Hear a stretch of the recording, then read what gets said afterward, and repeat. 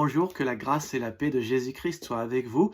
Voudriez-vous, s'il vous plaît, m'accorder pas plus que 3 minutes pour que je fasse du bien à votre âme et vous encourage à aller à l'église?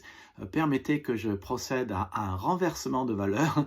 Souvent, les gens se disent pourquoi je devrais aller à l'église? Ou alors ils se disent je fais une fleur à Dieu en allant à l'église.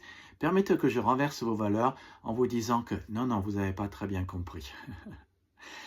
En fait, c'est Dieu qui vous fait une fleur. Et au centre de tout cela, je trouve un verset que je tiens particulièrement à cœur, qui est Hébreux 4, verset 16. Approchons-nous donc avec assurance du trône de la grâce, afin d'obtenir miséricorde et de trouver grâce pour être secourus dans nos besoins.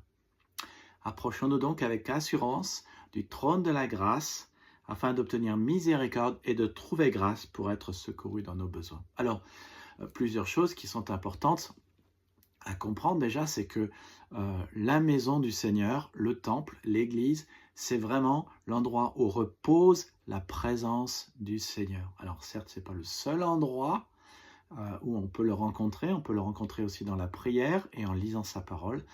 Mais Jésus dit clairement que là où nous nous réunissions tous ensemble, il y a en quelque sorte plus de sa présence.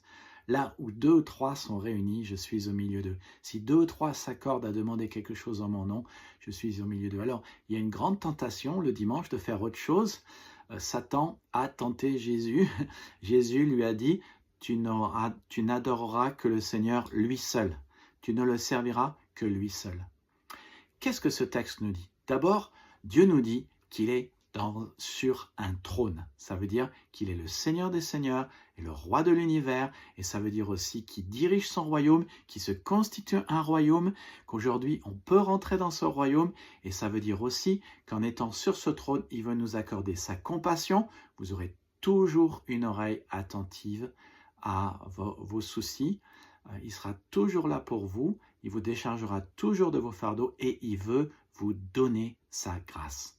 Sa grâce, c'est une faveur imméritée. C'est pour ça que je dis, vous devriez être à l'église tous les dimanches. Parce que quand vous êtes à l'église tous les dimanches, Dieu vous donne sa grâce pour être secouru dans vos besoins. Il vous donne une faveur imméritée. Il y a une bonne nouvelle, une promesse pour chacune de vos situations.